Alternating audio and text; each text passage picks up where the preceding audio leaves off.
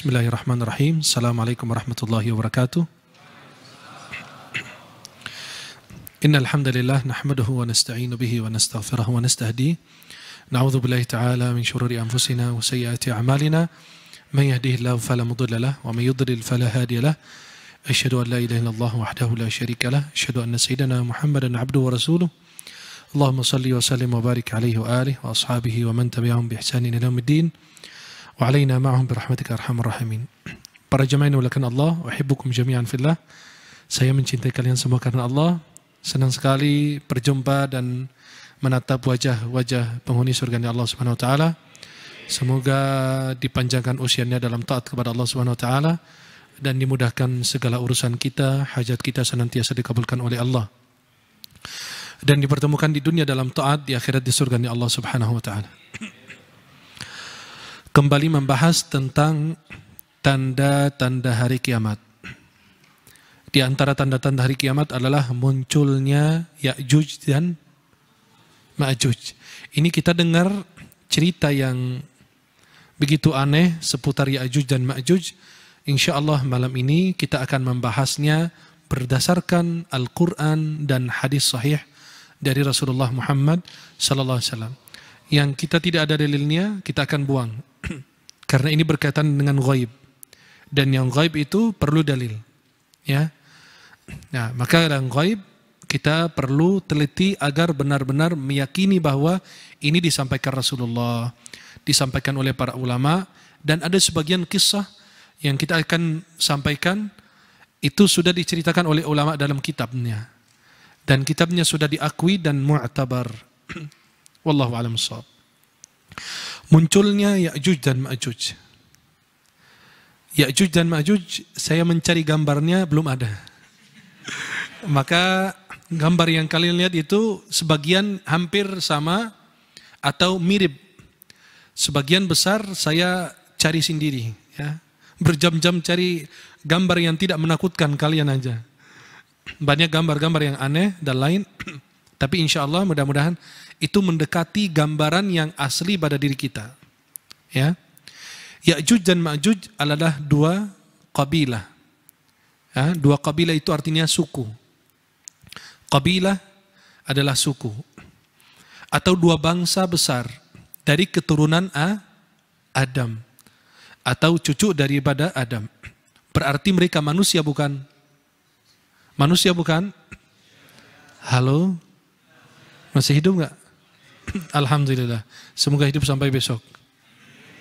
Sehabis itu wallahu a'lam ya. Saya tidak tahu juga. Bisa antum duluan, ana belakangan, atau ana duluan menyolatkan kalian, bisa juga ya. Subhanallah. Nah, Ya'juj dan Ma'juj ini adalah manusia. Maka semua gambaran-gambaran yang ada di TV atau di cerita-cerita atau di YouTube itu harus kita hilangkan. Karena ini berkaitan dengan apa yang disampaikan Rasulullah dan nanti insya Allah sampaikan dalilnya satu persatu. Mereka adalah keturunan dari Adam alaihissalam. Manusia sebagaimana kita. Sebagaimana diterangkan oleh Rasulullah di dalam banyak hadisnya. Ini ada gambaran ya, orang pendek, telinga itu panjang, itu telinganya. Dan itu selalu diceritakan dalam kitab-kitab, di internet, di YouTube, di mana bahwa di antara mereka ada yang postur tubuhnya itu ada yang kecil. Kalau kita sebut tuyul gitu ya, kecil orangnya. Ada yang sampai punya tubuh yang besar. Ada yang dikatakan sampai punya dua telinga. Yang satu jadi kasur, yang satu jadi selimut. Kan enak benar kan? Nggak perlu belanja di IKEA maupun yang lain, nggak usah. Satu telinga jadi selimut, satu lagi jadi kasur. Nikah juga mudah. Orang istri bawa telinga, bawa kasur sendiri gitu. Ada telinga buat kasur, ada satu lagi buat selimut. Ini semua cerita, ada yang bilang badannya besar, ada yang badannya kecil, ada yang tinggi, ada yang pendek. Ya. Dan fisiknya yang diceritakan, dia punya ciri-ciri begini enggak? Kita bilang dari awal mereka manusia. Mungkin ciptaan mereka mungkin manusia tetapi mungkin agak kasar wajahnya. Nanti kita akan jelaskan ciri-cirinya dan saya ada gambaran orang yang mirip dengan mereka. Ya. Bukan gambar karma, bukan. Bukan Bang Catur. Maka jangan cari kanan kiri, oh mukanya mirip kayak Yajuj Majuj, enggak.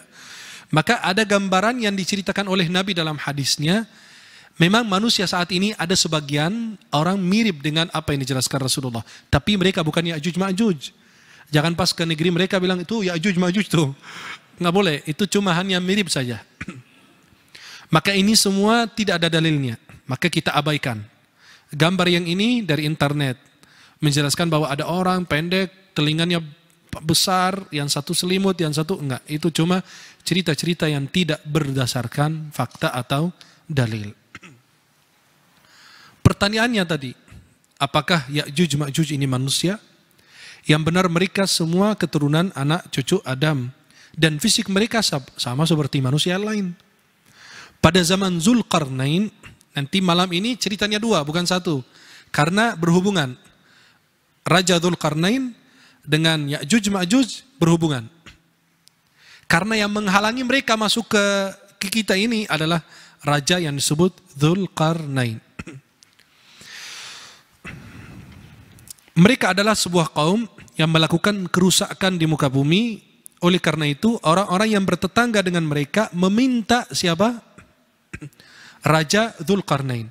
Ada sebagian dalam buku-buku sejarah bilang Dzulqarnain itu adalah Iskandar.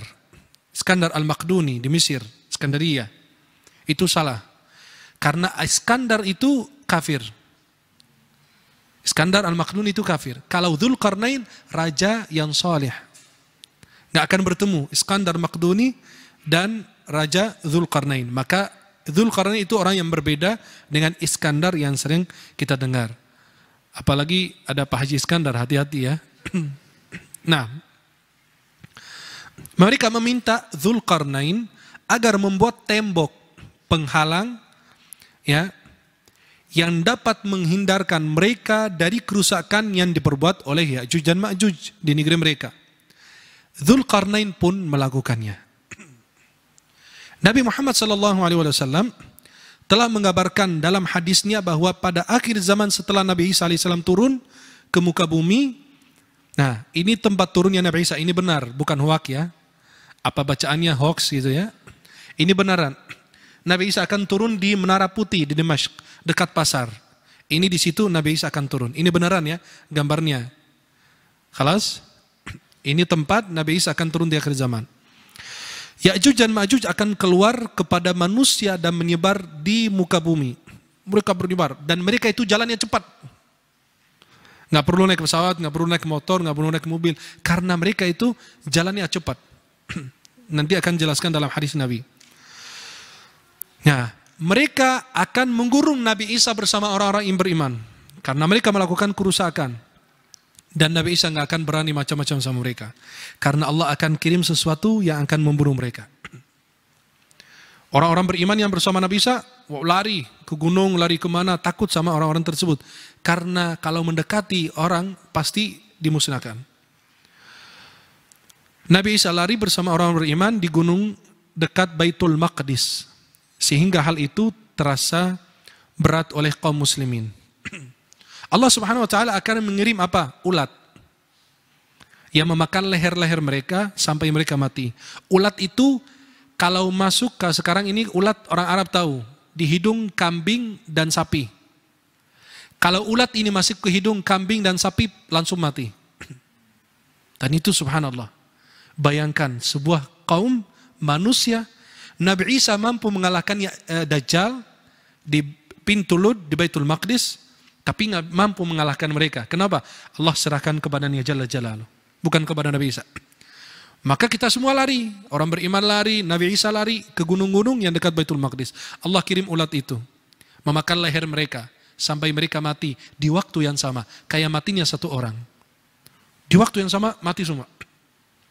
Nanti juga kita akan melihat hadis Rasulullah tentang hal tersebut. Kemudian Allah Subhanahu wa taala menjaga Isa alaihissalam, Nabi Isa alaihissalam beserta orang-orang beriman dari kejahatan si Ya'juj dan Ma'juj itu. Insyaallah peristiwa ini kita akan membahas, yang tadi cuma kesimpulan atau seputar tentang tema tersebut.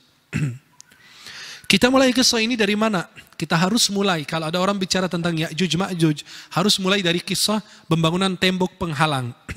Ini gambaran yang hampir dekat dengan temboknya Ya'juj Ma'juj, atau yang dibangun oleh Raja Dzulqarnain. Ini temboknya, nanti kita akan berbicara tentang apa sih hubungan antara tembok besar Cina dan tembok Dzulqarnain. Apakah itu betul atau bukan? Nah, nanti kita akan bicarakan dari faktanya dan hadis Nabi. Ini kan tembok dibangun dari apa? Dari besi dan kuningan. Dan dibangun di antara dua gunung. Ya. Ini mereka nggak bisa menaikinya. Dan kita akan cerita siapakah yang pernah lihat tembok tersebut. Kisah pembangunan tembok penghalang untuk Ya'juj Ma'juj di dalam Al-Quran. Allah Subhanahu wa taala ceritakan dalam surat Al-Kahfi yang tadi baru bacakan oleh Ustadz Fitra. Mulai dari ayat ini, "Tsumma atba'a sababa." Kan Dzulqarnain itu suka berjalan di muka bumi, menegakkan keadilan, orang raja saleh. "Tsumma atba'a sababa," kemudian dia menempuh satu jalan ya, yang lain. "Hatta idza balagha matli'a asy-syams wajadaha tatlu'u ala qaumin lam naj'al lahum min duniha sitra." Hingga ketika dia sampai di tempat terbit matahari sebelah timur, didapatinya matahari bersinar di atas sebuah kaum yang tidak kami buatkan suatu pelindung bagi mereka dari cahaya matahari tersebut.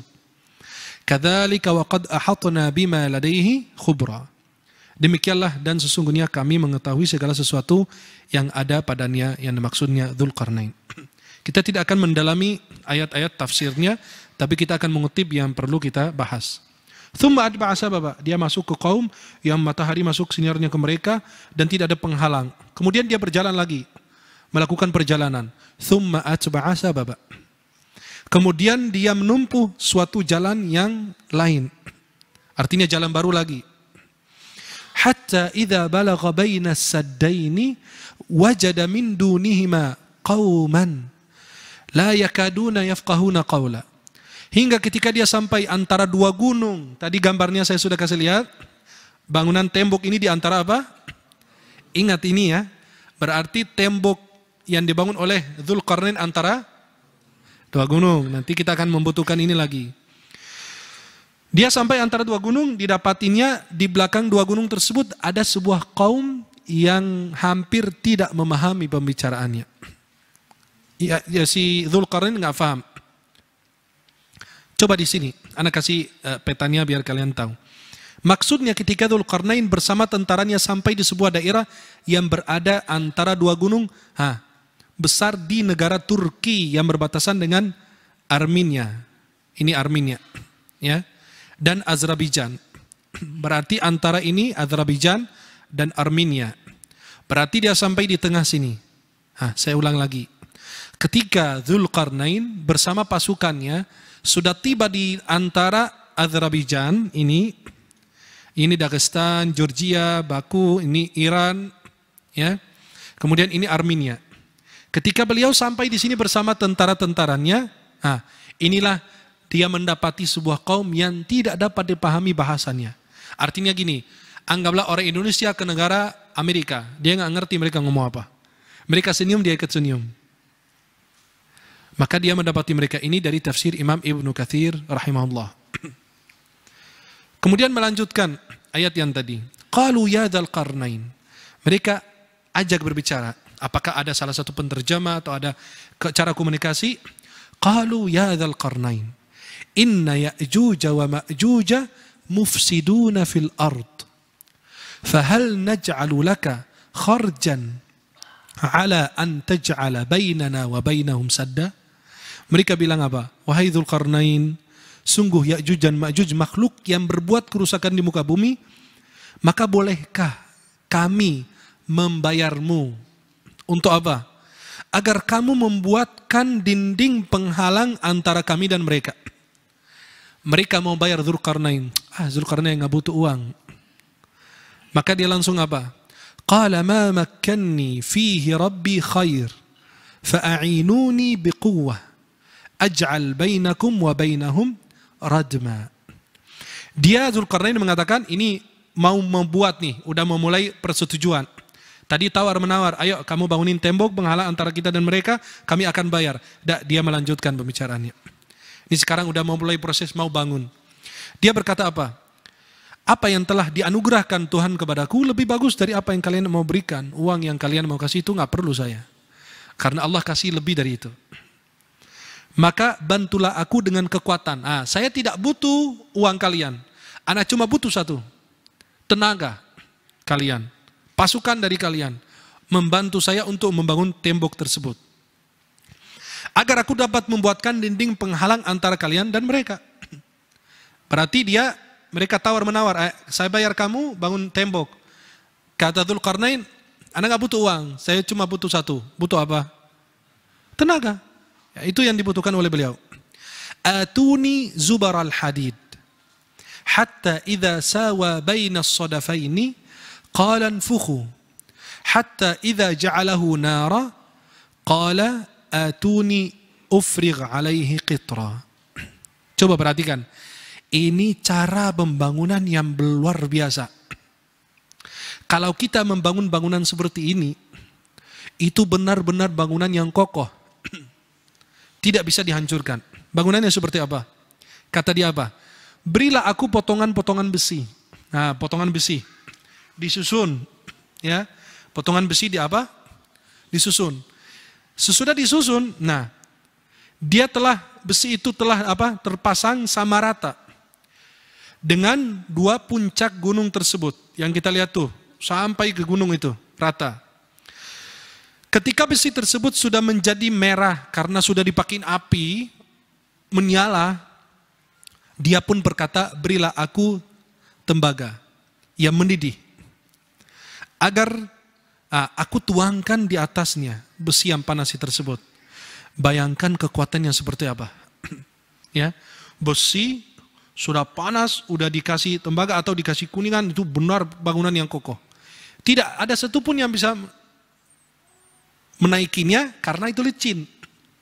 Nanti kita akan tahu juga ceritanya.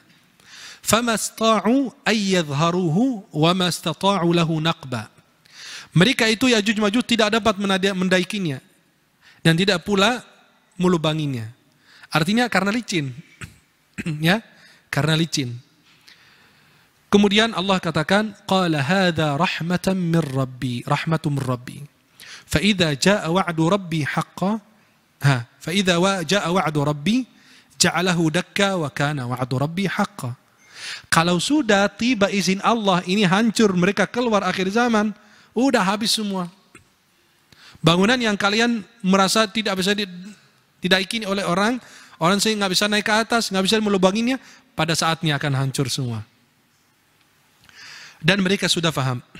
Dan dia akan dihancurkan oleh Allah Subhanahu Wa Taala karena janji Allah itu benar. Karena mereka akan keluar di akhir zaman. Ini ceritanya bisa antum baca ulang di dalam Al-Quran atau tafsir Al-Quran dari ayat 92 sampai ayat 98 surat Al-Kahfi. Ini Dzulqarnain. Ini bukan fotonya, pada lihat semua. Ini cuma gambaran yang mendekat. Hampir inilah. Artinya ini sosok seperti ini. Gambarannya mirip dengan Dzulqarnain. Jangan lihat orang bertanduk Dzulqarnain gitu ya. Dia adalah seorang raja beriman yang salih menurut pendapat yang paling kuat di kalangan ulama. Dinamakan Dzulqarnain karena dia punya apa? Dua tanduk. Maka coba lihat gambar ini gambar yang bisa mendekatkan ini biar kalian bisa ngerti maksudnya apa. Ini dia punya dua tanduk begini, maka disebut Dzulqarnain. Qarn adalah tanduk. Maka matahari terbitnya baina qarnai syaitan. Di antara dua tanduknya syaitan. Artinya qarn. Maka itu disebut Dzulqarnain karena dia punya dua tanduk dan dia adalah raja yang zalim. Dia telah mengelilingi dunia bagian timur dan barat. Sekarang udah selesai nih. Urusan Dzulqarnain, tembok sudah dibangun, inilah. Tiba saatnya membahas siapa Ya'juj Ma'juj. Dan apa sih maksud dari kalimat, artinya apa Ya'juj dan Ma'juj ini apa sih? Kalimat yang asing itu bagi kita. Para ulama berbeda pendapat dalam hal ini. Di antaranya saya mengutip cuma beberapa. Yang pertama, Ya'juj Ma'juj itu diambil dari bahasa Ajam, non-Arab. Maka kita itu nggak tahu. Ajam, non-Arab itu. Yang pertama. Yang kedua, Ya'juj dan Ma'juj itu diambil dari perkataan Ajjatun nar. Ajjatun nar, api itu menyala. Api itu apa? Menyala. Dinamakan demikian karena mereka adalah umat yang keji, melakukan pembakaran dan kerusakan di muka bumi. Maka disebut Ya'juj dan Ma'juj adalah mereka yang merusakkan di muka bumi. Ya'juj dan Ma'juj merupakan keturunan anak cucu Adam. Pendapat yang kuat menurut Al-Hafidh Ibn Hajar Al-Asqalani, ya, bahwa mereka adalah dua kabilah yang berasal dari keturunan Yafis ibn Nuh, anaknya Nabi Nuh alaihissalam. Keturunan dari Yafith, anaknya Nabi Nuh. Yafith pakai tha. Ya alif fa tha. Yafith bin Nuh alaihissalam. Anaknya Nabi Nuh alaihissalam.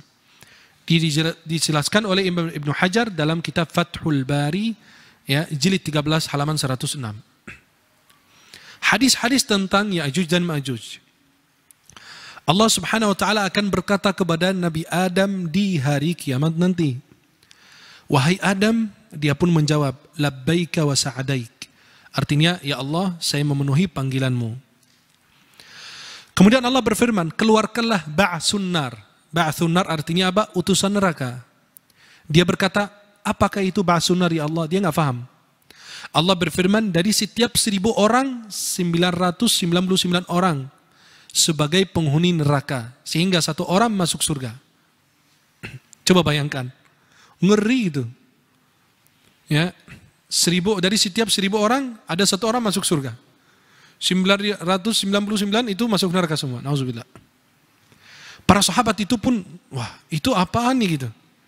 Mereka kaget. Ini bagaimana ya Rasulullah? Wahai Rasulullah, siapakah di antara kami yang termasuk orang yang satu itu? Mereka nggak nanya, loh, dari 1000 yang 1 masuk surga, yang siapa ini gitu? Akhirnya Rasulullah SAW beliau bersabda, "Bergembiralah, sesungguhnya dari kalian 1 orang dari Ya'juj dan Ma'juj 1000 orang." Artinya 1000 kurang 1. Karena disebut 1000 berarti jumlahnya besar. 999. Berarti semua itu masuk neraka dari mana? Ya'juj Ma'juj. Satunya dari kita ini. Masuk ke dalam surga Allah SWT. Dan ini hadis diriwayatkan Imam Bukhari dalam Sahih beliau. Ada hadis lagi. Ada satu hadis menjelaskan bahwa Ya'juj dan Ma'juj termasuk dari kalangan Nabi Adam. Dan mereka masuk ke neraka seluruhnya. Ya'juj Ma'juj dan keturunan itu semua masuk ke dalam neraka. Diriwayatkan dari Abu Abdullah bin Amr radhiyallahu anhuma dari Rasulullah SAW. "Inna Ya'juj wa Ma'juj min waladi Adam. Wa innahum law ursilu ila an-nas la afsadu alaihim ma'ayishahum. Wa la yamuta minhum ahad illa taraka min dzurriyyati alfan fasa'idan." Sesungguhnya Ya'juj Ma'juj dari keturunan Adam, dan sesungguhnya jika mereka diutus kepada manusia, niscaya akan merusakkan kehidupan mereka. Air, nanti kan akan cerita, danau disebut danau Tabariyah atau Tabariyah, itu danau itu mereka lewat, yang pertama lewat, ya, minum habis, yang terakhir katanya, loh, tadi perasaan ada air di sini tadi gitu. Artinya mereka sedot air habis langsung. Ya, mereka sedot air, ya kira-kira sungai-sungai kita ini bisa sekali sedot habis sama mereka. Kekuatan yang Allah berikan kepada mereka. Yang hijau-hijau hancur sama mereka juga. Kemudian Rasulullah SAW menjelaskan kalau mereka dibebaskan akan merusakkan kehidupan mereka, manusia. Dan tidaklah salah orang dari mereka mati kecuali meninggalkan 1000 keturunan. Insya Allah, luar biasa itu. 1 mati ada 1000 lagi.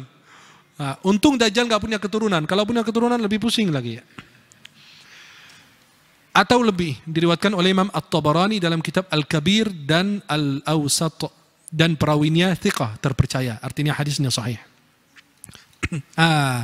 Ini mereka yang mirip dengan, tapi jangan sampai buka ini ketemu orang yang mukanya mirip. Wah, ini mirip ini. Rasulullah SAW bersabda, ya, sesungguhnya kalian berkata tidak ada musuh sementara kalian senantiasa memerangi musuh hingga datang Ya'juj dan Ma'juj. Bermuka lebar, bermata apa? Siapa ya matanya sipit di sini ya? Berarti mukanya lebar, bermata sipit ya. Kemudian, berambut apa? Hitam. Kemerah apa? Merahan. Mereka datang dari setiap arah, seluruh arah itu. Bayangin kalau kita lagi duduk di bawah gunung gitu, tiba-tiba dari kanan turun, lari gitu, dia kencang. Bayangin kayak gimana mereka itu. Kemudian Rasulullah SAW menjelaskan, dan muka mereka seperti apa? Perisai. Inilah, seperti ini, bulat maksudnya. Ya, yang melengkung. Ini wajah mereka diserupakan dengan perisai karena dilebar dan bulat. Dan disifati dengan melengkung karena kasar dan banyak dagingnya, gemuk. Anak-anak yang gendut gitu pipinya Masya Allah, tuh kayak Bang Agi itu. Ya begitulah, subhanallah. Ini mah cabi. Hah? Cabi. Astagfirullahalazim. Maka mereka mukanya tadi seperti yang saya jelaskan tadi, bulat, bermata sipit. Apakah orang bilang ini mereka orang Cina bukan sih? Gitu. Wallahu alam. Ya, wallahu alam. Kalaupun ya teman matanya sipit, jangan dilihat wah ini keturunannya Ya'juj Ma'juj apa? Jangan. Ya, ini cuma gambaran yang dijelaskan oleh Rasulullah dan mereka bukan ada sama kita sekarang. Cuma hanya gambaran yang mirip. Seperti ketemu orang, loh kok mirip saya saudara sefulan gitu. Ini beda orang, ya. Maka mereka itu ada penghalang. Mereka nggak bisa masuk ke area kita ini. Karena mereka masuk, hancur dunia ini. Nauzubillah. Rasulullah SAW menjelaskan, ya, bagaimana dinding itu akan dihancurkan. Kan kita bilang dinding itu bangunannya kokoh.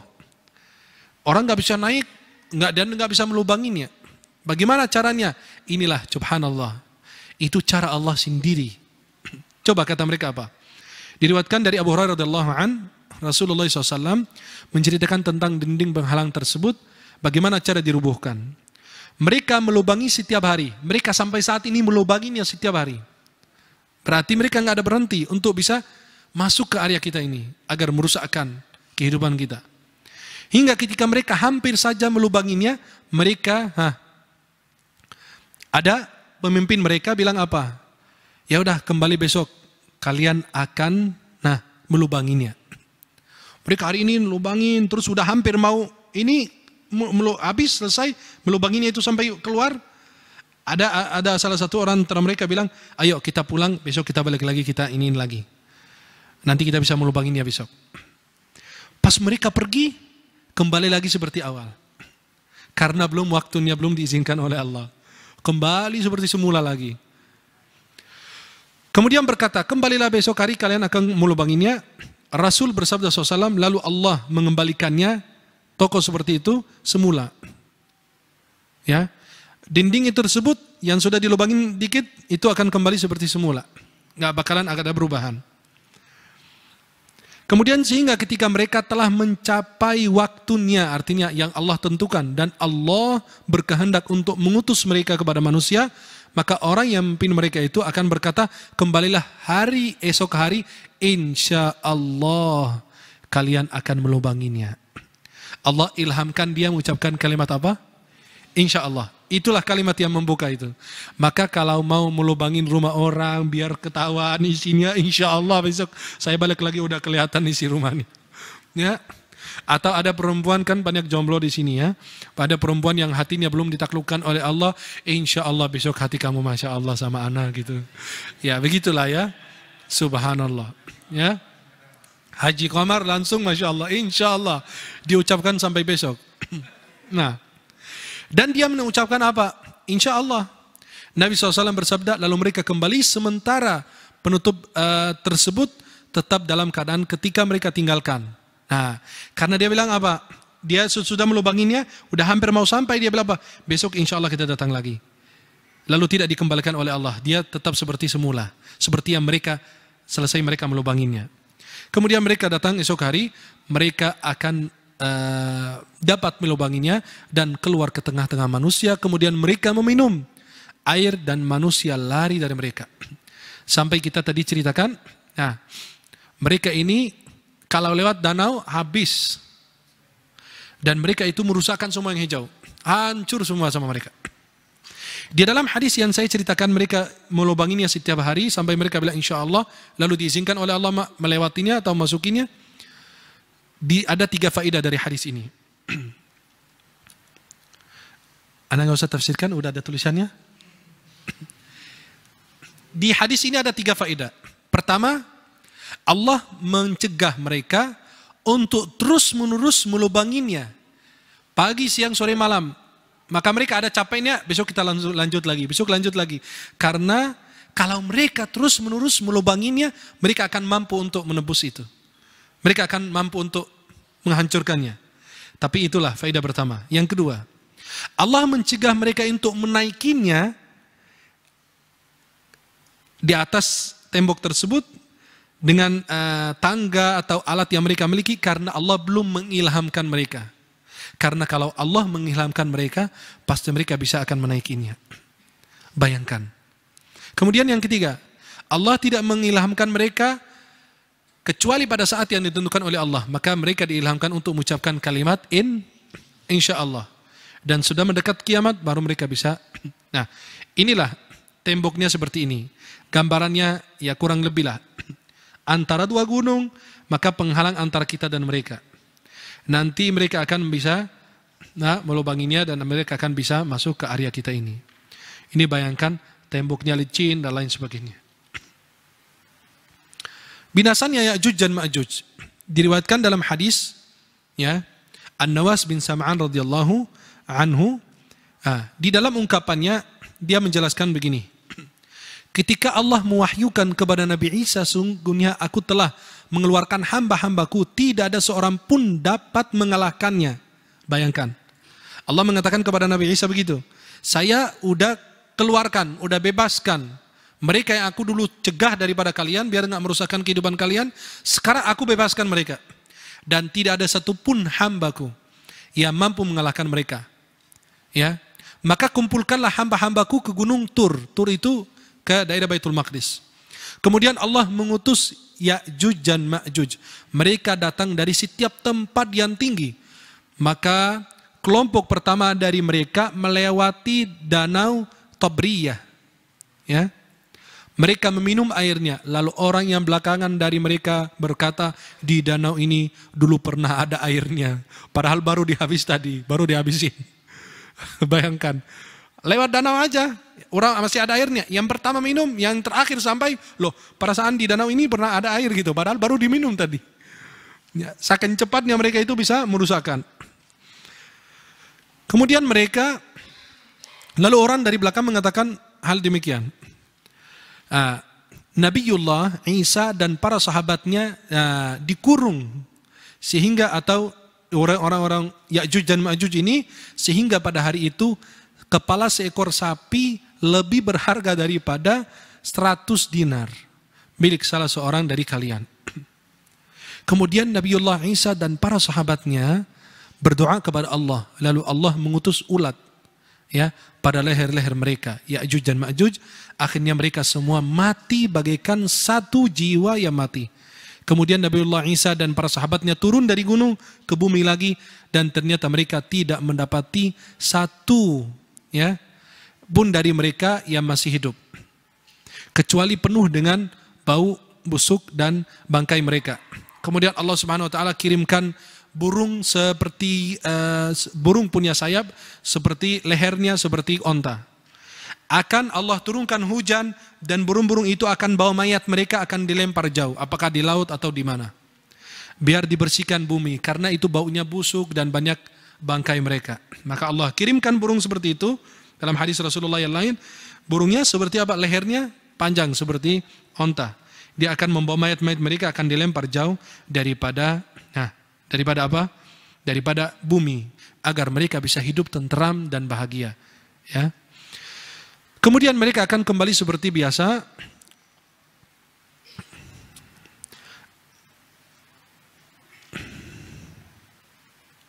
Mereka akan dilempar. Ini hadis tadi yang diriwayatkan dalam Sahih Imam Muslim. Diriwayatkan juga oleh Muslim, kan ada hadis diriwayatkan dalam Muslim berbeda apa isi hadisnya.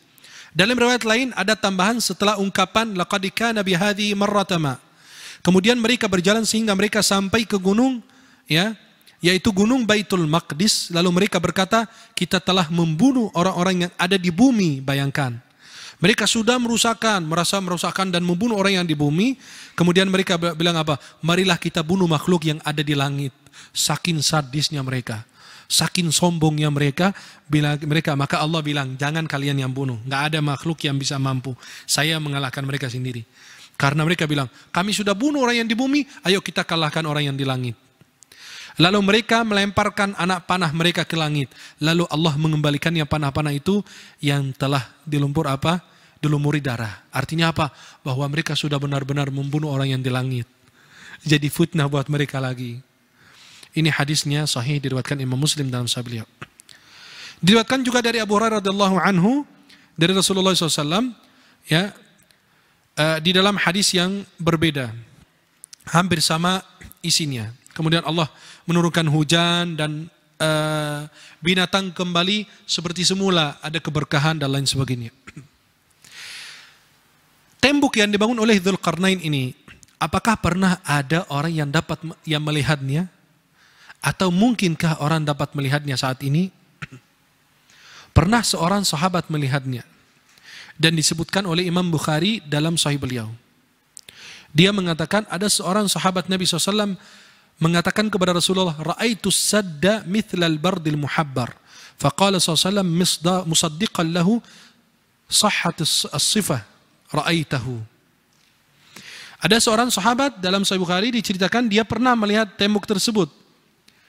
Aku melihatnya, kata sahabat itu, aku melihatnya seperti baju atau pakaian atau kain yang bergaris-garis.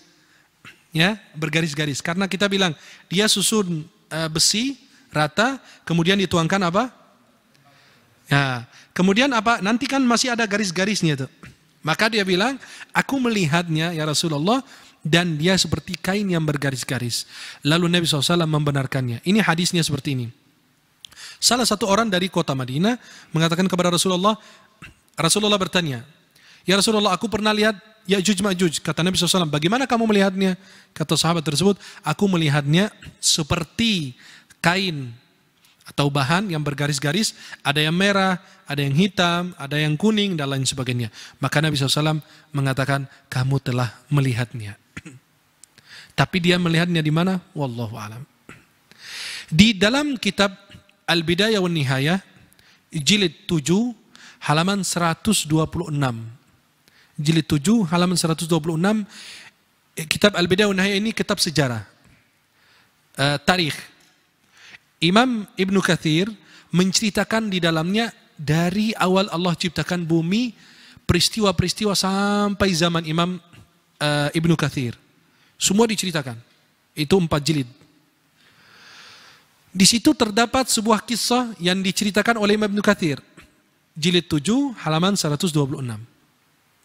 Bahwasannya ada salah satu raja daripada raja-raja Abbasi, ya, kira-kira tahun 227, ya, 232.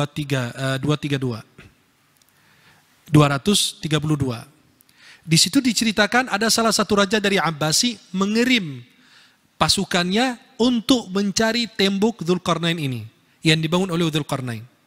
Ya, penasaran, kepo kayak kita ini. Penasaran, kepingin tahu cerita-ceritanya itu. Dia mengirim salah satu pasukannya. Dan dia termasuk khalifah ke-9 dalam khalifah-khalifah Abbasi. Dia mempersiapkan pasukan, dia kirim mereka. Ya, dan mereka menceritakan kisah-kisahnya. Mereka pindah dari negeri ke negeri, dari kerajaan ke kerajaan, sampai mereka kira-kira 2 tahun berjalan. Bayangkan 2 tahun untuk mencari. Itu berjalannya dari Irak, ya, terus berjalan di muka bumi, dari negeri ke negeri, dari kerajaan-kerajaan, untuk bisa mendapati atau melihat tembok yang dibangun oleh Raja Dzulqarnain. Mereka sudah sampai kepada tempat tersebut, dan mereka melihat bangunannya dari minal hadid wan nuhas, dari besi dan kuningan. Dan mereka mengatakan, kami melihat babun azim wa alai aqfal azimah. Kami mendapati pintu gerbang yang besar dan ada gemboknya yang besar juga. Dan mereka melihat sisa-sisa bangunan. Sisa-sisa bahan bangunan itu masih ada di sekitar daerah tersebut. Itu ada tub, ya, ada batu yang digunakan di saat pembangunan tembok tersebut. Ya, kan ada batu-batunya dan lain sebagainya. Dan kami melihat ada bekas-bekas di tempat pekerjaan tersebut. Wa inna indahu harrasa minal mulukil mutaakhimalah. Dan di situ ada orang-orang pasukan-pasukan yang menjaga tempat tersebut. Kerajaan-kerajaan yang di sekitarnya menjaga. Kenapa? Takut mereka keluar karena akan merusakkan di muka bumi. Maka itu dijaga ketat di situ. Wa annahu 'alim manifun syahiq, dan itu bangunannya tinggi besar, serata dengan gunung. Dan tidak ada satupun yang bisa menaikinya, bisa naik ke atas atau melubanginya. Dan mereka kembali ke negeri atau kembali kepada khalifah tersebut sesudah mereka berjalan 2 tahun. Dan mereka menceritakan kisah-kisahnya dan cerita-cerita yang aneh yang lain yang mereka dapat melihatnya di dalam perjalanan. Dan Imam Ibnu Katsir menceritakan ini dalam kitab Al-Bidayah wan Nihayah jilid 7 halaman 126. Dan di situ beliau Imam Ibnu Katsir tidak menceritakan ini cerita beliau dapat dari mana. Enggak dikomentarin. Bisa kita membenarkannya, bisa kita mendostakannya, enggak ada masalah. Kan Imam Ibnu Katsir menceritakan saja. Beliau enggak komentar. Biasa dalam tafsir Ibnu Katsir begitu. Beliau menceritakan ini hadis ini riwayat fulan. Kalau beliau mendiamkan berarti beliau memberikan pilihan buat kita, silakan diteliti aja. Tapi beliau cuma menyampaikan saja. Apakah itu cerita benar atau tidak? Beliau, Imam Ibnu Katsir, tidak menjelaskan isinya. Apakah ada hubungan antara temboknya Dzulqarnain dengan tembok besar Cina ini? Ini tembok besar Cina. Ini dari luar, ini dari dalam. Coba, benar gak itu? Tembok besar Cina sama dengan tembok Dzulqarnain. Kan kita bilang, ini tembok terbesar, terpanjang dalam sejarah. Panjangnya sekitar 700 atau 7.400 kilometer. Paling panjang dalam sejarah. Dan dibangun pada abad 4 sebelum Masehi. Penyelesaian ini pada abad 17 Masehi, awal. Dan itu tenaga manusia, nggak menggunakan alat. Itu terpanjang di dunia sampai saat ini. Apakah benar ini tembok yang dibangun oleh Dzulqarnain? Tidak. Berdasarkan beberapa fakta. Pertama, sesungguhnya tembok yang dibangun oleh Dzulqarnain untuk menghalangi kejahatan Ya'juj dan Ma'juj. Sedangkan tembok Cina ini dibangun oleh raja-raja, kaisar-kaisar Cina untuk melindungi kerajaan-kerajaan mereka. Ya. Kalau kalian baca sejarah, itu mereka membangun tembok tersebut karena itu sepanjang negeri mereka itu, dijaga kerajaan mereka. Kalau yang dibangun oleh Dzulqarnain itu cuma untuk satu, menghalangi atau mencegah Ya'juj Ma'juj masuk ke area manusia biar tidak merusakkan. Dan itu di antara 2 gunung, sedangkan ini di atas gunung. Dan perjalanan bebas, ini maka ini lihat. Sekarang siapapun bisa menaikinya. Banyak orang yang sampai naik ke atas. Ya, sekarang banyak orang sampai foto-foto apa segala macam, benar kan? Dan banyak yang sudah runtuh juga, yang rusak. Kemudian yang kedua, sesungguhnya tembok yang dibangun oleh Dzulqarnain itu bangunannya dari apa? Dari 2, besi dan ini bangunan ini dari apa? Batu dan keramik, lantai biasa. Nih lihat tuh perjalanannya. Itu maka ini batu. Berarti itu sama sekali bukan yang dimaksud tembok yang dibangun oleh Dzulqarnain. Yang ketiga, temboknya Ya'juj Ma'juj itu dibangun di antara dua gunung. Kalau ini tidak. Ini dibangun di atas gunung. Paling atas, puncaknya gunung mereka bangun. Kalau ini di antara gunung, maka sama sekali itu tidak.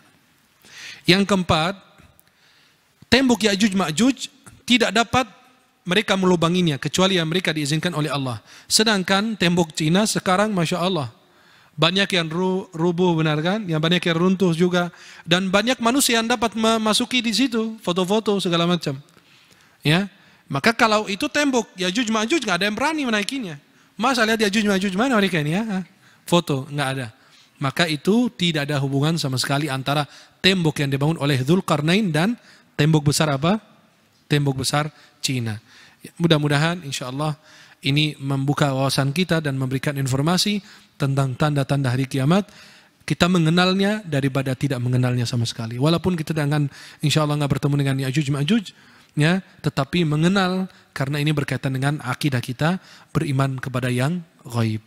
Mudah-mudahan Allah senantiasa menjaga dan melindungi kita.